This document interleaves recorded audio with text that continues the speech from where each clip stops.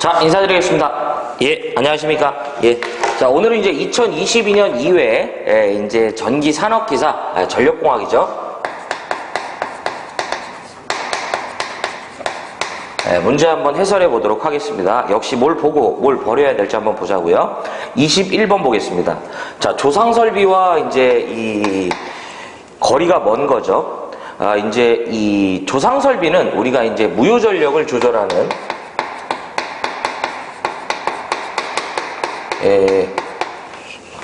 조상설비는 즉 무효전력을 우리가 흔히 말하는 이 무효전력을 조절하는 뭐가 된다? 기계기구를 말하죠. 그래서 거기 보면 대표적으로 우리가 요 세 가지 동기 조상기가 있고요. 두 번째가 전력용 콘덴서, 그 다음에 세 번째가 바로 뭐가 된다? 블로 리액터가 되죠. 이렇게 되겠습니다. 그래서 동기조상기는 상황에 따라서 우리가 어떻게 한다? 진상, 이제 지상 뭐가 된다? 양용이고요. 그 다음에 전력용 콘덴서는 오로지 뭐예요? 진상만 가능하죠. 그 다음에 블로 리액터는 우리가 뭐만 가능하다? 우리가 지상만 가능했죠. 이 내용은 기본적으로 갖고 있어야죠. 그래서 2번이 아니죠. 거기 보면 이 상순 표시기는 이제 이 공급되는 전원에요. 우리가 흔히 말하는 L1, L2, L3의 상의 표현을 이제 확인할 수 있습니다. 그래서 거기 보면 상순 표시기는 공급 전원에 이제 상순을 표시하는 계측기로서 이게 말 그대로 계측 장비지 조상 설비는 아니에요. 그래서 정답은 2번입니다. 이게 이제 그래서 뭐 정상이다, 역상이다 이렇게 이제 확인할 수 있는 건데, 자, 그다음에 이제 22번 보겠습니다. 21번은 반드시 확인하셔야 되고요. 22번 송전선에 낙뢰가 가해졌을 때 애자에 섬낙이 생기면 그때 이 애자가 손상되는 경우가 있는데 바로 뭐가 된다? 이것을 방지하기 위해서죠. 바로 뭐예요? 조건에서는 아킹온이죠. 아킹온. 그래서 이 아킹온은 이 애자의 즉 이 이상전압 즉 섬낙으로부터 우리가 뭐한다? 애자련을 보호하고요. 또 하나가 이제 애자련으로 이제 사용을 하게 되면 전압 부담이 달라졌었죠. 이 애자련의 전압 부담을 개선하고 있습니다. 균등화시킨다 이런 얘기죠. 그래서 정답은 뭐냐면 정답은 4번이죠. 역시 반드시 보셔야 될 내용이다. 자, 23번 되겠습니다. 23번. 요것도 우리가 수력학에서 좀 확인하셔야 될 내용이에요. 보일러의 급수 중에 염류등이 굳어갖고요. 그 내부에 부착이 돼서 보일러의 열 전도나 그 물의 순환을 방해하고 그 내면의 수관벽을 과열시켜 파열을 시키는 건데, 우리가 이 보일러에 보면 이 보일러는 이제 역할이 뭐예요? 이 안에 드럼이 있단 말이에요. 드럼. 이 드럼에다가 이제 우리가 이 급수를 흔히 말하는 이제 물을 공급해줘 갖고 우리가 이 물을 이제 데워서 어떻게 하는 거예요? 이 증기로 발생하는 거죠. 그쵸? 근데 문제는 뭐냐면 이 급수에 불순물이 끼어들어오는 거예요. 그렇게 됐을 때 이 보일러 내 그 관벽에 우리가 관역 같은 게 이렇게 때가 낀다고 보시면 돼요. 이런 식으로 벽에 이렇게 때가 낀다고 보시면 돼요. 이걸 우리가 뭐라고 하냐면 스케일이라고 그래요. 그래서 거기 보면 정답은 1번입니다. 1번. 그래서 관 내에 고형물질 같은 게 관 내에 이제 고형물질 같은 게 부착이 돼요. 그래서 밑에 보시면 스케일이란 보일러의 급수에 포함되어 있는 이 알루미늄이나 나트륨 등의 그 염류 등이 굳어갖고요. 이제 되는 것으로 관석이라고도 하는데, 또한 스케일은 그 내벽에 이제 관 내에 이 고형물질 같은 게 형성이 되는 거예요. 그래서 보일러의 열 전도나 물의 순환을 방해하면서 심할 때에는 얘가 수관벽을 우리가 어떻게 하냐면 과열시키고 파열에 이르기까지 하는 그런 문제가 있죠. 그래서 정답은 1번이에요. 요건 좀 이제 여러분들이 좀 보셨으면 좋겠습니다. 예, 스케일이 되겠습니다. 부식은 말 그대로 이제 부식 개념이고, 포밍은 거품이 발생하는 현상이고, 캐리오버는 불순물이 이제 증기와 함께 이동하는 거예요. 그래서 그 포밍이나 캐리오버는 요거는 좀 같이 좀, 포밍은 거품이 발생하는 거예요. 그 다음에 캐리오버는 이 증기와 함께 이 불순물이 같이 이동합니다. 네, 이렇게. 그래서 정답은 1번. 네, 이렇게 되고요. 그 다음에 24번 볼게요. 24번. 좀 어려운 문제의 유형이죠. 역률이 0.8인 부하에 480kW를 공급하는 변전소에 전력용 콘덴서 220kVA를 설치하면 역률을 몇 %로 개선할 수 있는가예요. 그러면 이제 이 문제에서 우리가 봐야 될 건 뭐냐면, 새로이 이런 부하가 있는데 이때 뭘 집어넣었다? 전력용 콘덴서를 집어넣은 거죠. 역률이 변화한 거죠. 그러면 우리가 말하는 이제 이 콘덴서 투입 전에 유효분과 무효분을 별도로 구해야 돼요. 그럼 먼저 유효분을 먼저 구해보면, 유효분은 이제 거기 조건에서 480kW라는 걸 알았죠. 그 다음에 두 번째가 무효분인데, 우리가 말하는 이 무효분은 유효분에다가 코사인분에 모함된다? 사인 하시면 돼요. 그럼 지금 유효분이 얼마냐면 요놈이 480이었었어요. 그 다음에 역률이 0.8이고요. 우리가 역률이 0.8이면 사인이 0.6이에요. 이렇게 해서 얘를 계산하면 얘가 얼마가 나오냐면 360이 나옵니다. 그렇죠? 뭐 이렇게 나와요. 이때 여기에다가 뭘 단 거예요? 콘덴서를 다른 거니까. 자, 그러면 우리가 이제 이 이제 콘덴서 설치 전에는 360kV가 됩니다. 그럼 이제 콘덴서를 설치하면서 무효분의 변동이 일어났죠? 우리가 말하는 역률 코사인 세타는 뭐예요? PA분의 P가 되죠. 피상전력, 요거는 피상전력을 말하죠. 요것은 유효분과 무효분의 이제 제곱의 루트를 씌운 값이죠. 그래서 480의 제곱에다가 플러스 360에서 뭘 빼줘야 돼요? 220짜리를 달았죠. 예. 요거의 제곱에 뭘 씌운다? 루트를 씌우고요. 그 다음에 유효전력은 그대로 뭐예요? 480이죠. 이렇게 해서 역률을 구하면 얘가 곱하기 100하면 얼마가 나오냐면 96%가 됩니다. 그래서 역률이 몇 프로로 개선됐다? 96%. 정답은 몇 번이에요? 3번 되겠습니다. 이렇게 푸는 문제입니다. 하실 수 있기를 바라고요. 자, 그 다음에 넘어가 보겠습니다. 25번 과전류 계전기의 이제 탭의 값인데요. 과전류 계전기의 탭의 값인데, 우리가 이제 이 과전류 계전기를 동작시킬 때 이 탭 값을 선정합니다. 자, OCR 탭 전류라고 하는데, 자, 보시면 25번이에요. 25번. 이 과전류 계전기에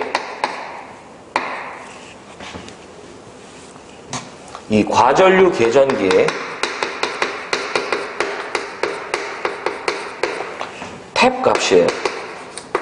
이 탭은 계전기의 최소 동작 전류를 말해요.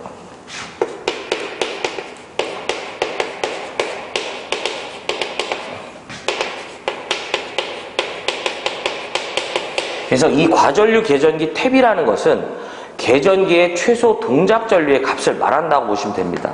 그래서 이 흔히 말하는 이제 OCR 탭 전류라고 하죠. 네. 그래서 정답은 몇 번이냐면 1번이 되겠습니다. 그래서 잠깐 밑에 보면 계전기에 흐르는 전류가 내가 세팅한 이 탭 값 이상의 전류보다 크면 우리가 뭐예요? 과전류가 흘렀다라고 판단하는 거죠. 그래서 차단기한테 연락을 취하는 거예요. 과전류가 흘렀다고. 그래서 거기 보면 탭 값보다 크면 계전기가 동작하여 전기 회로를 차단한다. 지금 좀 전에 말씀드렸던 보호계전기가 동작한다는 얘기는 차단기가 동작한다라고 보시면 돼요. 이어서 기기를 보호한다라는 얘기죠. 그래서 계전기의 탭 값은 계전기 최소 동작 전류를 말한다는 뜻이죠. 역시 알고 계셔야 될 내용이다.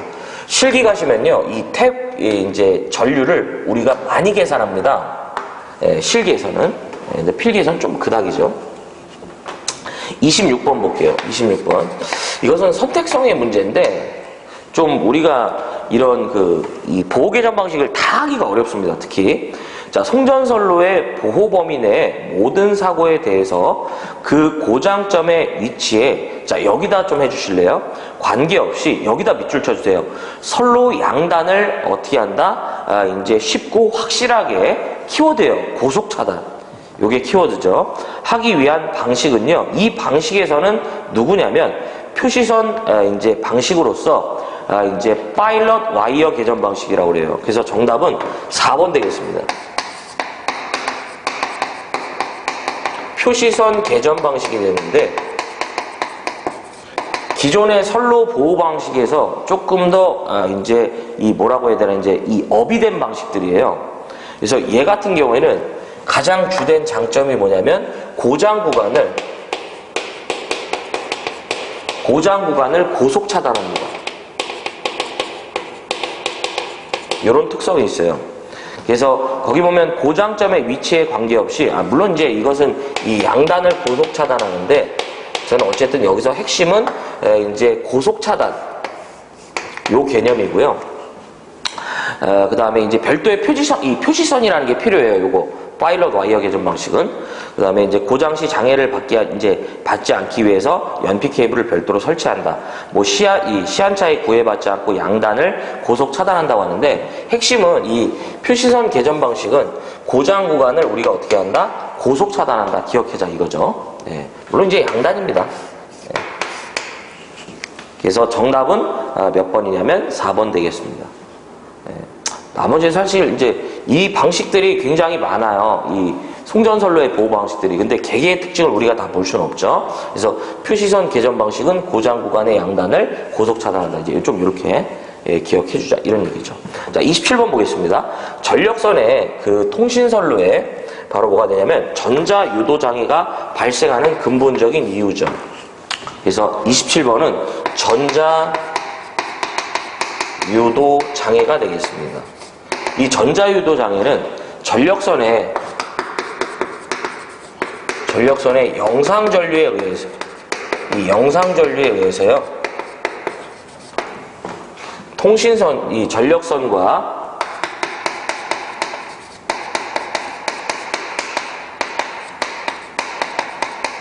통신선의 상호 인덕턴스에 의한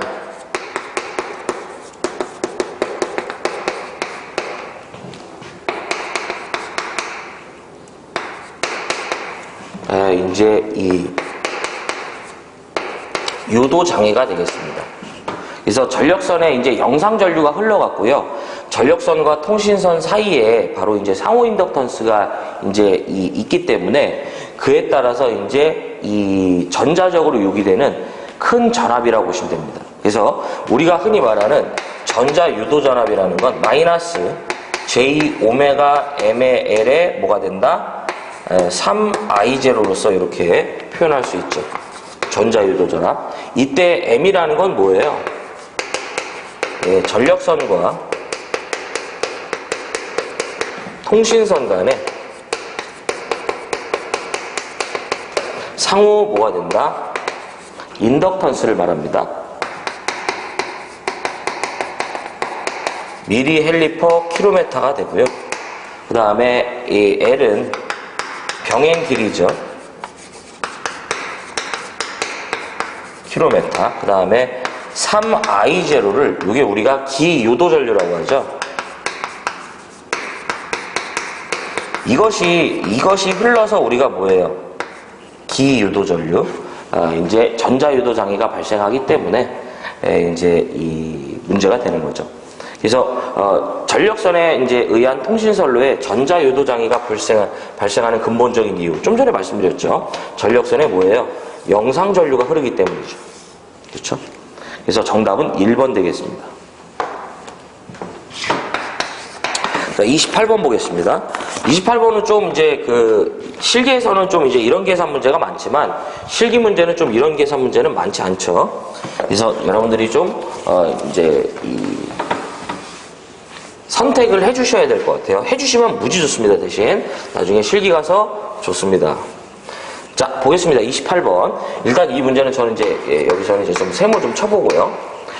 그림과 같은 전력계통에 A점에 설치된 차단기의 이제 이 단락 용량은 단 각 기기의 퍼센트 리액턴스는 발전기 G1은 발전기 이렇게 이제 G1이 있고요. G1의 경우는 이제 15 MVA를 기준으로 퍼센트 리액턴스가 15%. 즉 요놈은 15 MVA를 기준으로 퍼센트 리액턴스가 15%. 자, 저는 그냥 XG1이라고 할게요.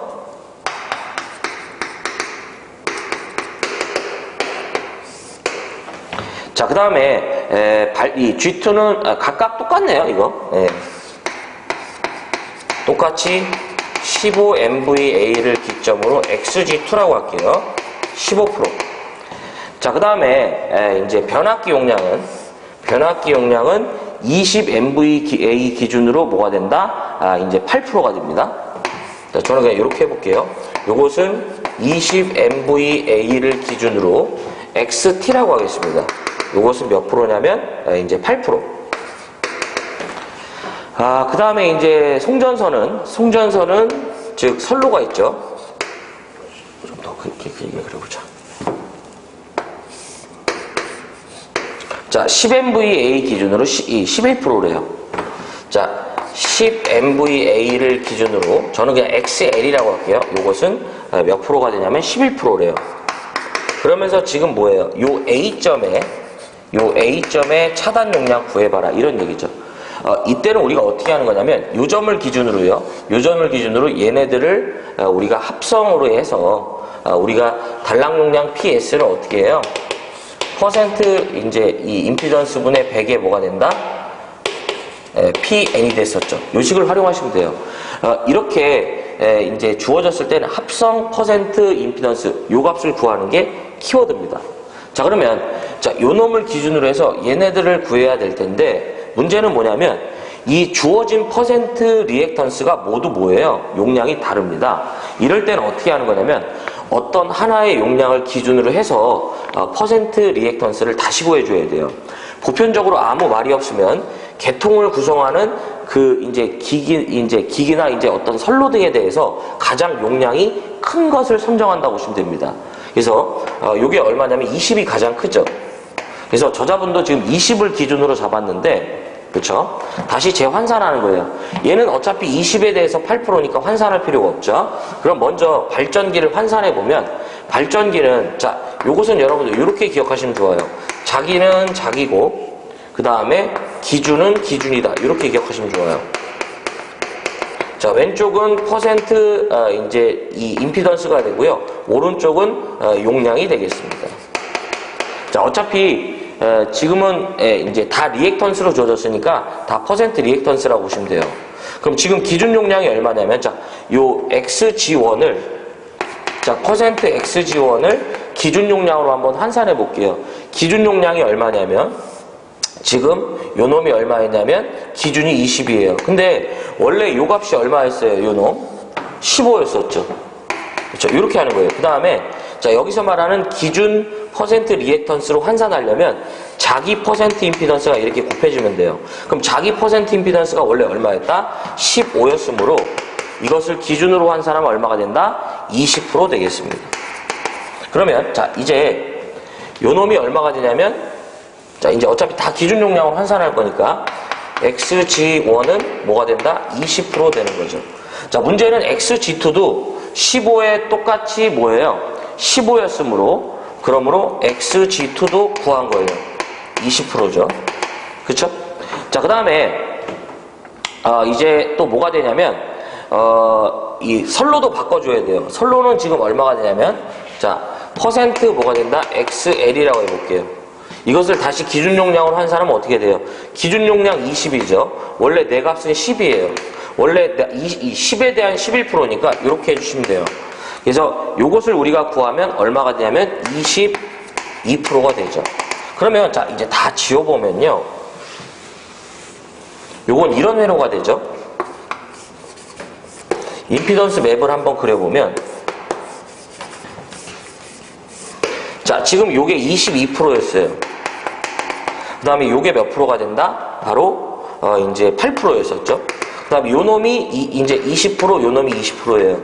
그러면 합성 임피던스를 구해보면, 우리가 요거는 값이 같은 거죠. 그러니까 이제 요걸 2로 나누면 되죠. 사실. 그럼 어떻게 하냐면, 20을 2로 나눈 다음에 플러스 8에다가 플러스 뭐예요? 22를 더하면 되죠.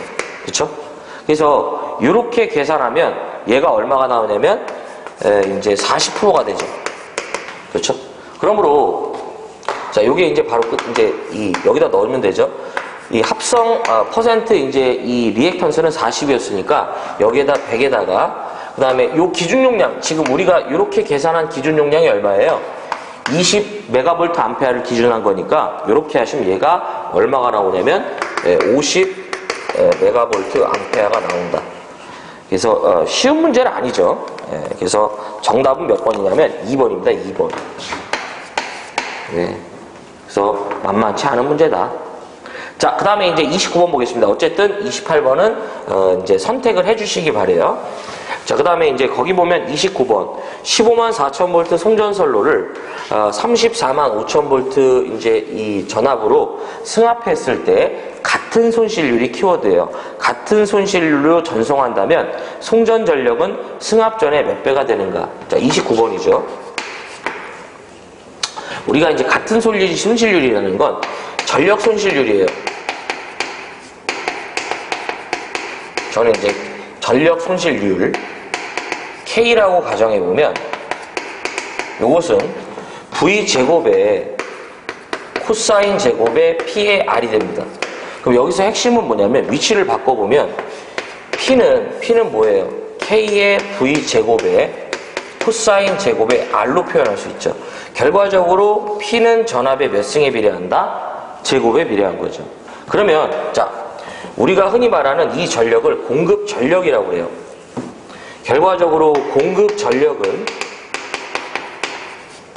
전압에 뭐한다? 제곱에 비례한다는 거죠. 거기 분명히 같은 손실률로 송전한다고 했단 말이에요. 그쵸? 저자분께서는 전력 손실률을 H로 보신 거고요. 그래서 지금 이런 뜻이죠. 뭐냐면 15만 4천 볼트의 제곱이었을 때 공급 전력은 얘가 기준이니까 1이었다 이렇게 보시면 돼요. 얘가. 그럼 이제 제가요 전압을 34만 5천 볼트의 제곱으로 승합했을 때 공급 전력은 어떻게 되니? 라는 거죠. 그렇죠? 그러면 결과적으로 내항과 외항의 곱은 같게끔 되므로 34만 5 이제 이 3, 4, 5의 제곱은 뭐예요? P의 프라임의 154의 제곱이 되겠죠. 그렇죠? 그럼 이거 이렇게 내리면 되죠. 그래서 P의 프라임은 뭐예요? 154의 제곱분의 3, 4, 5의 뭐가 된다? 제곱이 되죠. 물론 이것을 이렇게 가로를 쳐갖고 이렇게 제곱하셔도 되죠. 그래서 이렇게 계산기 두드리면 얘가 얼마 나오냐면 대략 5.02가 나와요. 그렇죠? 그래서 몇 배가 된다? 5.02배가 되는 거죠. 그래서 정답은 몇 번이냐면 4번이 되겠습니다. 잡아주셔야죠. 자, 30번 보겠습니다. 30번. 거기 보시면 송전단 전압이 161, 수전단 전압이 155, 상차각이 40도라고 있을 때 리액턴스가 49.8일 때 선로 손실을 무시한다면 전송 전력은 약 몇 메가와트인가? 우리가 흔히 말하는 정태한정 극한 전력이죠. P는 X분의 ESER에 뭐가 돼요? 사인 뭐가 된다? 델타가 되죠. 자, 지금 X가 얼마냐면 지금 49.8이에요. 그쵸? 그 다음에 전압은 161이죠. 그 다음에 이 전압, 이제 수전단 전압이 155. 그 다음에 상차각이 몇 도? 40도. 사인 40도 되겠습니다. 그래서 두드리면은 얘가 얼마가 나오냐면 대략 322.1메가와트가 나오므로 정답은 몇 번이다? 2번 되겠습니다. 물론 지금 얘가 킬로 개념이어서 이렇게 해도 되죠. 49.8에다가 10의 3승에다가 155인가요? 155에 10의 3승이죠. 다 펼쳐도 된다 이런 얘기예요. 그 다음에 사인 몇 도? 요게 40도가 되고요. 여기다 마지막 내가니까 10의 마이너스 6승 이렇게 하면 되죠. 근데 어차피 이게 6승이니까 이제 날라가죠. 그래서 정답은 뭐가 되냐면 2번 되겠습니다. 이렇게. 자, 그 다음에 이제 넘어가 보겠습니다. 자, 31번 볼게요. 송전선로의 안정도 향상 대책이 아닌 거죠. 자, 보면 31번에 보시면 송전선로에 우리가 안정도 향상 대책이 아닌 겁니다. 역시 반드시 하셔야 될 내용이죠. 그래서 31번 보겠습니다. 자, 우리 P는 이 안정도 향상 대책인데요. P는 이 식을 갖고 해요. X분의 2S, 이 아래 뭐가 된다? 사인 델타로서 안정도가 향상되려면 무조건적으로 이 P값이 증가해야 돼요. 1번 보시면 거기 보면 병행 다회선이나 복도체 방식을 사용하면 계통의 리액턴스를 줄일 수 있습니다. 감소시킬 수 있어요. 맞는 얘기예요. 2번 소극 여자 방식을 채택하면 요 ES, ER의 변동을 억제할 수 있습니다. 계통의 전압 변동을 억제할 수 있어요. 3번 그렇지 않죠. 계통의 리액턴스를 어떻게 해야 된다고 했어요? 감소시켜야 된다고 했었죠. 정답은 3번이죠.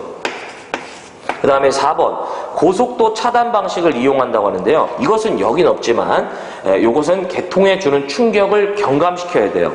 그러므로 고속도 차단 방식 또는 제페로 방식을 사용하고요. 또 하나가 이 식에 이제 표현은 되지 않지만 이제 바로 뭐가 되냐면 계통의 전력 변동을 억제합니다. 그래서 간단히 좀 설명드리면 계통의 직렬 리액턴스를 감소시키고요. 두 번째가 계통의 큰 테마로 보는 거예요. 전압 변동을 억제합니다. 그 다음에 세 번째가 계통에 주는 충격을 경감하는 거예요.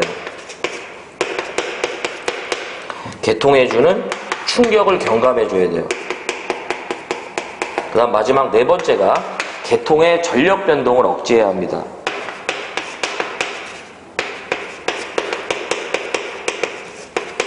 계통의 전력 변동을 억제해야 돼요.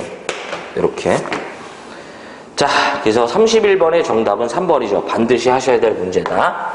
자, 이제 32번 볼까요? 거기 보시면 부하의 설비 용량이 600kW, 부동률이 1.2고요. 수용률은 60%일 때 합성 최대 수용 전력은 몇 kW인가? 자, 문제에서는 이제 합성 최대 수용 전력을 물어본 건데 먼저 우리가 부동률의 식을 알아볼 필요가 있어요. 부동률은 합성 최대 전력분의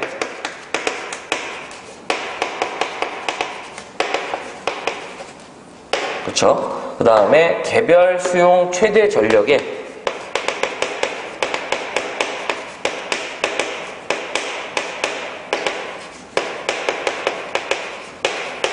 개별 수용 최대 전력의 합이 되겠죠. 자, 이건 이제 뮬인데도 불구하고 곱하기 100을 하지 않죠. 요걸 이제 구하라는 얘기인데, 그럼 결과적으로 합성 최대 전력을 구해봐라 이런 얘기예요. 그럼 먼저 우리가 말하는 개별 수용 최대 전력의 합인데요. 개개 수용과의 최대 전력의 합인데 이것은 설비 용량에다가 수용률을 곱하시면 돼요. 문제에서 부하 설비 용량이 600이죠. 그래서 600 곱하기 뭐 하면 된다? 바로 0.6 하면 되겠죠. 이것을 부동률로 나누면 되잖아요. 그럼 부동률이 지금 1.2가 되므로 두드리면 얼마 나오냐면 얘가 300kW가 나옵니다. 이런 것도 뭐 여러분들이 꼭 해주셔야 될 문제들이죠. 정답은 몇 번이다? 2번 되겠습니다. 그쵸? 예. 자, 그 다음에 33번 볼게요. 자, 이제 치워보자.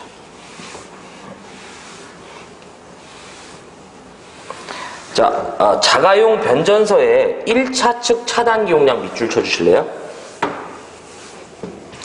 자가용 변전소의 그 1차 측 차단기 용량을 결정할 때 가장 이제 밀접한 관계가 있는 건데, 이렇게 자가용 변전소에 우리가 1차 측 차단기다 이런 식으로 나오게 되면요, 1차 측 차단기 용량을 결정한대요.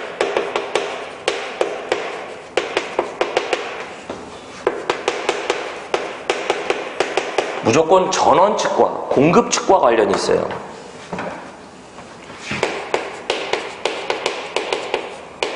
예. 1차 측 차단기 용량을 결정할 때는 우리가 뭐가 된다? 공급 측 전기 설비 용량이 되겠다라는 거죠. 그래서 정답은 몇 번이냐면 2번 되겠습니다. 2번. 네. 그래서 33번도 요 1차 측 차단기 용량을 결정한다. 요 얘기가 나오면 우리가 바로 뭐가 된다? 공급 측이라고 보시면 됩니다. 쉽게 얘기해서요. 이렇게 변압기를 기점으로요. 변압기를 기점으로 이렇게 1차 측에 설치되는 이 차단기를 말합니다. 예. 그렇죠? 예, 이런 얘기를 하는 거예요. 이거는 공급 측이랑 관련이 있어요. 전원 측이랑. 예. 자, 그 다음에 이제 보면 34번 보겠습니다. 전력계통에 전압을 조정하는 가장 보편적인 방법이에요. 34번. 역시 해주셔야죠. 우리 이 무효전력이라고 해요. 흔히 말하는 Q 무효전력은 이 전압과 관련이 있어요. 네. 이 무효전력은 전압과 관련이 있습니다. 흔히 말해서 이제 전압 강화를 조절한다고 보시면 되고요. 그 다음에 우리가 흔히 말하는 P, 유효전력이죠. 유효전력은 바로 뭐랑 관련이 있냐면 계통의 주파수와 관련이 있습니다. 그래서 이것을 QV 컨트롤,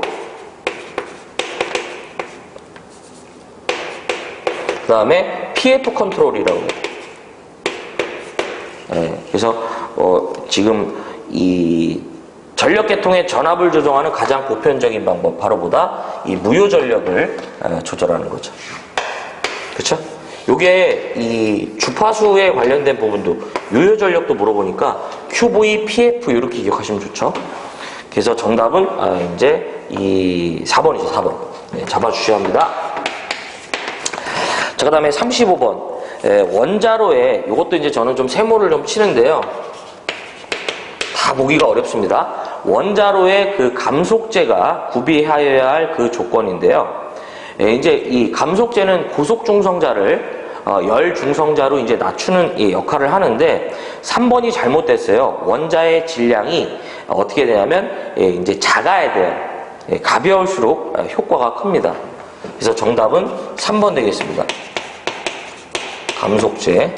그래서 요거는 좀 기억해 볼 만하죠. 고속중성자를 열중성자로 감속하는 역할을 하죠. 고속중성자를 뭐 열중성자로 떨어뜨린다 또는 감속한다 나오면 감속제 찍어주시면 되겠습니다. 예. 자, 다음에 36번 볼게요. 36번. 또 답 좀 지워보고 여기다 해볼까? 좀 쓸 얘기겠죠? 송전선의 복도체를 사용하는 주된 이유죠. 예. 36번인가요? 예. 그래서 우리가 말하는 이 복도체 방식은 특징이죠. 한 상의 전선을 두 개의 전선, 즉 두 개 이상으로 해서 한 상을 구성하는 전선을 두 개 이상의 전선으로 구성해서 한 개의 전선의 설치 효과를 본 거예요. 이렇게 했을 때 우리가 어떤 이점이 있냐면 선로의 인덕턴스가 감소하고요. 정전 용량이 증가합니다.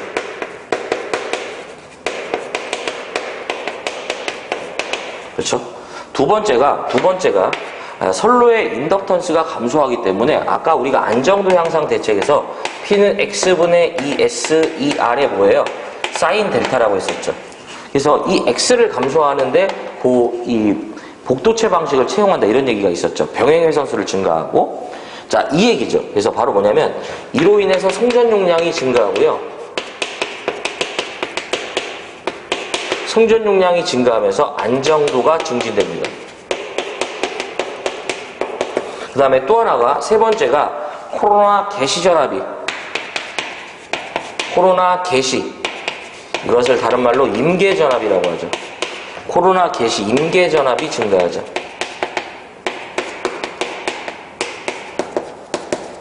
하지만 무조건적으로 이제 우리가 다 좋은 건 아니에요. 요걸 장점이라고 보면 단점도 있죠. 뭐예요? 페란티 현상이 발생합니다.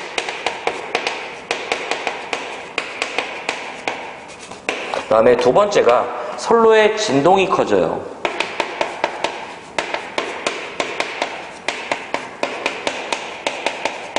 그 다음에 세 번째가 소도체의 충돌 현상이 발생하죠.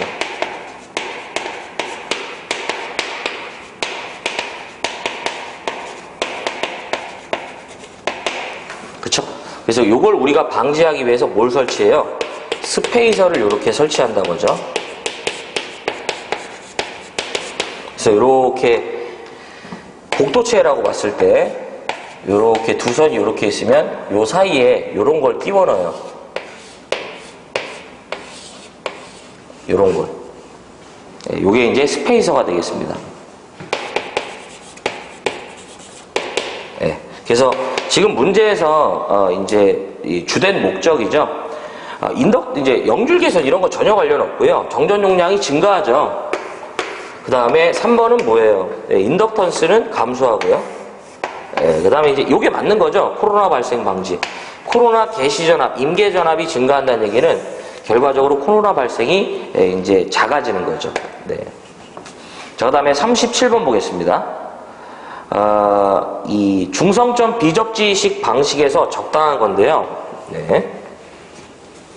우리 중성점 비접지식 이 방식이죠. 그래서 흔히 이제 델타 결선을 말하는 건데, 우리 중성점 비접지 방식은 저전압 단거리에 적합하다라고 기억해 주셔야 돼요. 그래서 37번에 보시면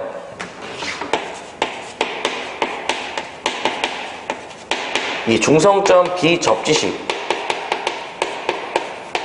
이제 이 경우 델타 결선을 말합니다. 그래서 요놈은 바로 뭐가 된다? 저전압 단거리에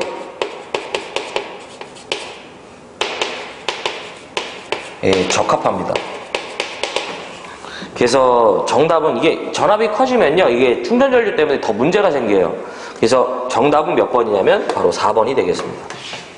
잘 물어봐요, 이것도. 잡아주셔야 된다.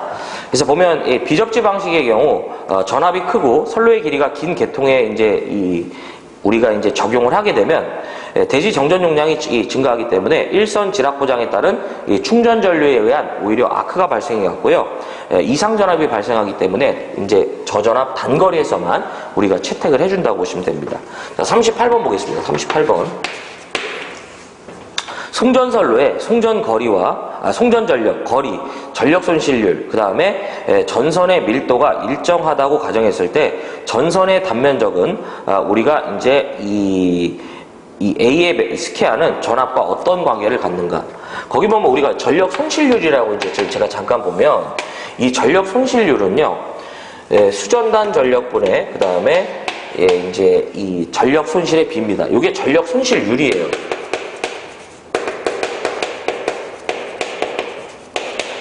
요걸 제가 잠깐 보면 우리가 말하는 요 수전단 전력은 루트 3의 V R에다가 I의 코사인 세타가 됩니다. 이제 수전단 전압이 되고 요것은 뭐예요? 3I 제곱의 R이 되죠. 그럼 결과적으로 이렇게 없어지거든요. 그렇죠? 그러면 이렇게 하면 얘가 이렇게 나와요. 수전단 전압에다가, 그냥 수전단 전압이라고 할게요. 역률에다가 그 다음에 요게 이제 루트 3이 되고요. 그렇죠? I의 제곱이었으니까 하나가 날아갔으니까 이렇게 되죠. 근데 여기다가요, 제가 이제 이렇게 수전단 전압, 이 수전단 전압의 역률 이렇게 곱해보면 얘가 이렇게 바뀌죠. V 제곱에 코사인 제곱에 이렇게 하면 뭐가 나와요? 이제 파워가 나오죠. 그 다음에 R이 됩니다. 그쵸? 그럼 이거를 결과적으로 우리가 이 식을 땡겨보면 이렇게 돼요. V 제곱에 코사인 제곱에 뭐가 된다? P의 R이 되죠. 근데 여기서 우리가 한 번 더 펼칠 수 있어요.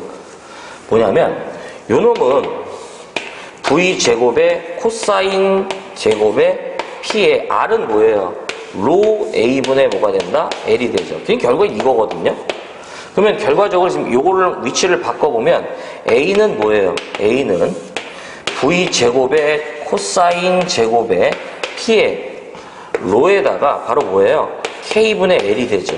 그쵸? 그래서 이때 이제 이 전선과 요 전선의 단면적과 바로 뭐예요? 요 놈이 어떤 관계를 갖냐 이 얘기예요. 그래서 뭐예요? 제곱에 반비례하죠. 예. 그래서 이 저자분도 지금 이 식을 이제 그 다음 페이지에서 이렇게 그래서 문제에서 이제 요게 P가 일정하다고 했고요. 그 다음에 로, 그 다음에 L, 그 다음에 요게 일정한 거죠. 그쵸? 예, 그래서 요랬을 때 결과적으로 단면적은 전압의 제곱에 비례한 거죠. 예, 그쵸? 그래서 정답은 몇 번이다? 4번 되겠습니다. 자, 요것도 잡아주셔야죠. 예, 여러 번 나왔던 문제. 자, 이제 39번 볼게요.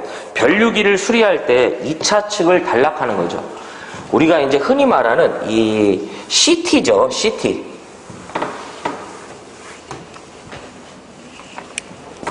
(39번) 보겠습니다.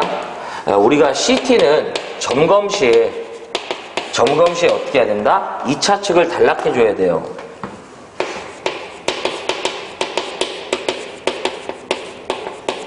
이유가 뭐냐면 2차 측의 과전압에 따른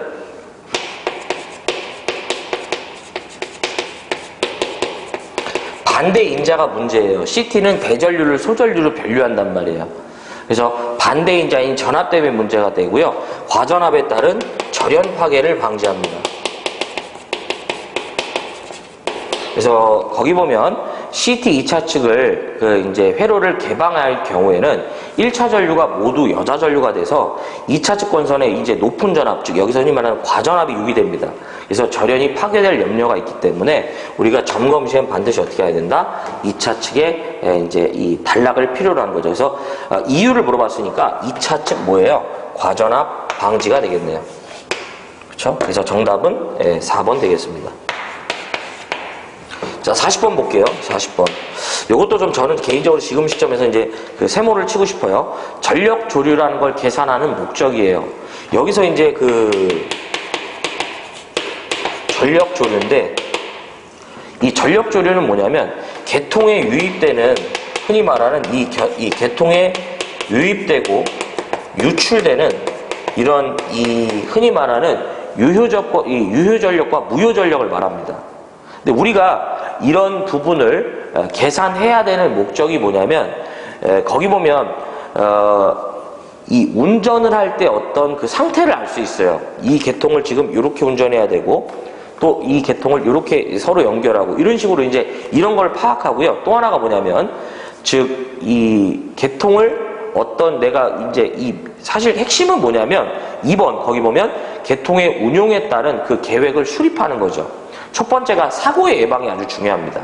사고 예방. 그래서 4번에 보면 계통의 사고를 예방할 수 있어요. 예방 제어를 위해서. 두 번째가 뭐냐면 이 계통을 어떻게 운용할 것인지에 대한 그런 이제 이 계획이 나오는 거죠. 그래서 이제 3번에 보면 계통의 운용 계획의 수립, 그 다음에 네 번째가 이제 어떤 확충에 따른 그런 부분도 우리가 알 수 있는 거죠. 그래서 우리가 전력 조류라는 걸 계산하는 건데 신뢰도의 평가는 좀 가장 거리가 멀어요.